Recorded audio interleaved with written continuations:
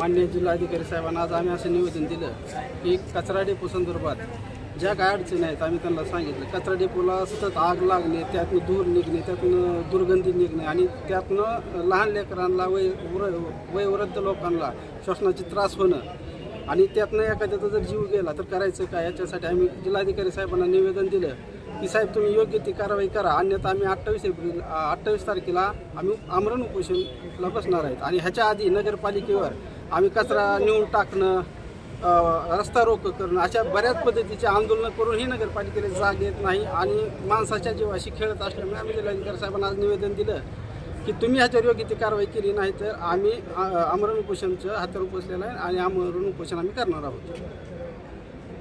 उद्धव बाळासाहेब ठाकरे गटाच्या वतीने धाराशिव शहराच्या वतीने कचरा डेपोच्या संदर्भात निवेदन दिलेलं आहे आणि आता ही आमचं शेवटचं निवेदन आहे. आम्ही कलेक्टर सरांना तसं सांगितलंय आमचे शहर प्रमुख रवी वाघमारे यांनी. आम्ही मागील 7-8 वेळा दिलेला आहे. जनावरांचे ती मास्टरचे फोटो दिलेले आहेत, त्याची व्हिडिओ शूटिंग दिलेली आहे. शिव मॅडमनी आजपर्यंत काहीही कारवाई केलेली नाही. तर आता कलेक्टर सरांनी स्वतः लक्ष घालून त्यांनी सांगितले की आम्ही 8 दिवसामध्ये तुमच्या कचरा डेपोचं विल्हेवाट लावून देतो. सध्या जागा जरी नाही मिळाली तर आहे त्याचं विलीनीकरण करून हे करून देतो म्हणजे. आणि त्यांना 28 तारखेचा अल्टिमेट दिलेला आहे. 28 तारखेपर्यंत ते नाही केलं त्याच्या पुढं मग उपोषणाचा इशारा.